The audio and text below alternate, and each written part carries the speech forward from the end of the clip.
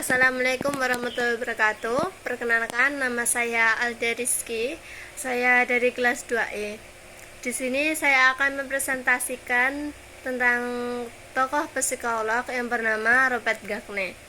Robert Gagne merupakan salah satu tokoh penting dalam psikolog pendidikan yang dikenal luas melalui karyanya, yaitu The Condition of Learning atau kondisi belajar. Karya ini memberikan landasan ilmiah mengenai bagaimana proses belajar dapat berlangsung secara efektif dan terstruktur. Perjalanan singkat hidup Robert Gagne. Robert Gagne lahir pada tanggal 21 Agustus 1916 di North Anvers, Massachusetts, Amerika Serikat. Ia menempuh pendidikan di Yale University dan memperoleh gelar doktor psikologi dari Brown University. Pengalamannya sebagai psikolog militer selama Perang Dunia II memperkaya pemahamannya tentang pembelajaran manusia, terutama dalam konteks pelatihan dan keterampilan. Setelah perang, ia melanjutkan karir akademiknya dan mengembangkan teori-teori pembelajaran yang kemudian menjadi rujukan penting dalam dunia pendidikan dan pelatihan. Gagne wafat pada tahun 2002, meninggalkan warisan besar di dunia psikolog pendidikan. Kontribusi dalam dunia pendidikan, terutama psikolog.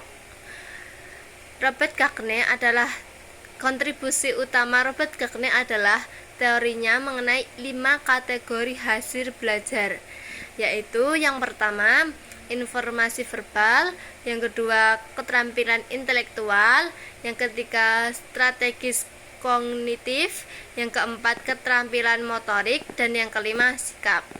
Ia juga mengembangkan 9 langkah pembelajaran, 9 Event of Instruction, yang bertujuan membimbing guru atau instruktur dalam menyusun pembelajaran secara efektif.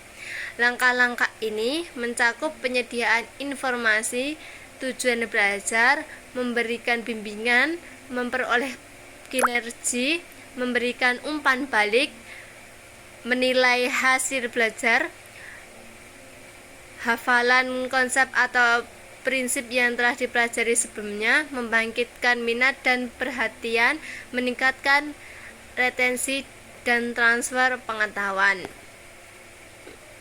Melalui teorinya, Gagne menekankan pentingnya perencanaan instruksional yang sistematis dan berbasis pada pemahaman psikologi tentang bagaimana manusia belajar. Ia menjadi pelopor dalam instructional design, sebuah pendekatan desain pembelajaran yang kini banyak diterapkan dalam sistem pendidikan dan penelitian profesional. Korelasi dalam kehidupan sekitar. Korelasi dalam kehidupan sekarang. Dalam era modern yang dipenuhi teknologi dan pembelajaran digital, prinsip-prinsip Gagne tetap relevan. Belajar platform, e-learning, dan sistem pembelajaran dari pengadopsian langkah-langkah instruksional yang sejalan dengan kerangka berpikir Gagne. Misalnya, video pembelajaran seiring dimulai dengan menarik perhatian, menyampaikan tujuan, lalu menyajikan materi secara bertahap, memberi latihan, dan memberikan umpan balik. Semuanya merupakan bagian dari 9 langkah pembelajarannya. Di sekolah-sekolah dan universitas, pendekatan berbasis hasil belajar dan perencanaan pembelajaran juga mengikuti struktur yang mirip dengan teori Gagne.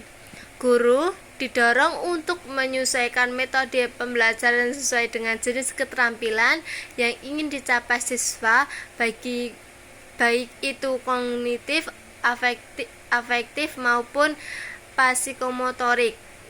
Dengan demikian, Meskipun Gagne hidup di abad ke-20, warisan ilmunya terus menjadi acuan penting dalam menjawab tantangan pendidikan pada abad ke-21.